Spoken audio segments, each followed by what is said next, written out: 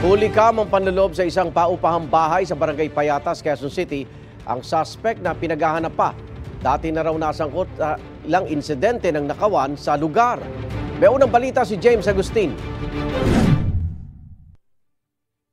Masdan ang lalaking ito na biglang sumilip sa isang paupahang bahay sa Barangay Payatas, Quezon City mag-alas 4 ng umaga kahapon.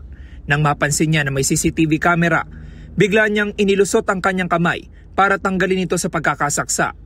Ang hindi niya alam, may iba pang CCTV. Ang sunod na nakunan nasa loob na ng bahay ang lalaki. Nagpalingali nga siya na tila may hinahanap. May hinawakan pa siyang bag pero walang nakuhang gamit. Pagkatapos umakyat na sa ikalawang palapagan ng lalaki. Dahan-dahan siya pumasok sa kwarto. Paglabas tangay na niya ang dalawang cellphone. Ang mga biktima nagtitinda ng saging at matagal nang umuupa sa bahay. Pagkagising namin ng umaga, naghahanapan na ng cellphone, akala niya tinatago sa kasama.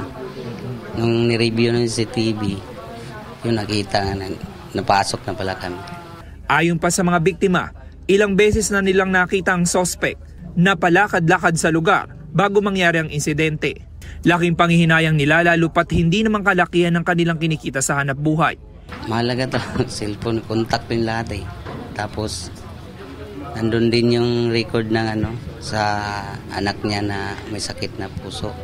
Sana yung gumawa, pumasok kagabi na lumaban lang ng parehas, magtrabaho. Nai-report na ang insidente sa Barangay Payatas. Napagalaman na ang suspect. Residente rin sa lugar na ilang beses nang inireklamo dahil sa pagnanakaw umano. Pang-5 beses niya pong ninakawan. Ang una po ay ang DSWD, yung sabotasan, yung gamit po ng bakla na mga blower, mga make-up. Tapos po yung dyan sa may Dama de Noche, mga damit po.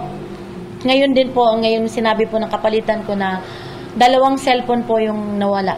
Hindi raw nakakasuhan ng suspect sa mga dating insidente dahil nakikipag-areglo ang mga biktima. Makipag-ugnayan ng barangay sa mga kaanak para maipatawag ang suspect. Umaasa naman ng mga biktima na maibabalik pa ang mga ninakaw na cellphone. Ito ang unang balita. James Agustin para sa GMA Integrated News.